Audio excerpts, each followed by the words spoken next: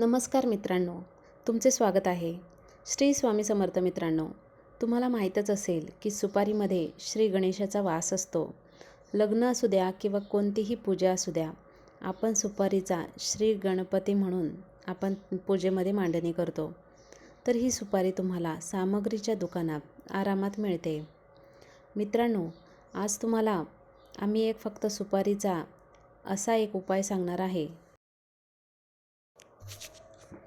असा एक तोडगा सांगणार आहे जो तुमच्या सगळ्या इच्छा पूर्ण करू शकतो, तुम्हाला नशिबाची साथ मिळवून देऊ शकतो.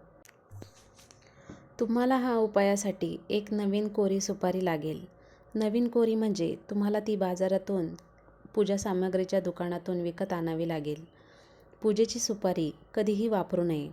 तुम्हाला नवीन पूजा सामग्रीच्या दुकानात मोठी किंवा छोटी तुम्हाला भेटते, तर ती तुम्ही घेऊन यायची आहे. तर तुम्हाला ती देवाऱ्यामध्ये श्री स्वामी महाराजांच्या पुढे ठेवायचे आहे. तिचे दुधाभिषेक म्हणजेच दुधाने तिला अभिषेक करून घ्यावे. नंतर हळदी, कुंकू, अक्षदा, फुले, दिवा, अगरबत्ती ओवाळून त्याची पूजा करायची आहे. त्यानंतर तुम्हाला 21 वेळेस एक मंत्र म्हणायचा आहे. तो म्हणजे ओम नमो भगवते वासुदेवाय नमः. हा मंत्र झाल्यानंतर ही सुपारी तुम्हाला उचलून सफेद रंगाच्या कापडामध्ये बांधून ती सुपारी त्यामध्ये बांधून ती तुमच्या घराच्या मुख्य प्रवेशद्वारामध्ये वरच्या भागाला अडकवायची आहे. तर ती आतल्या साईडने दरवाजाच्या वरती बांधायची आहे.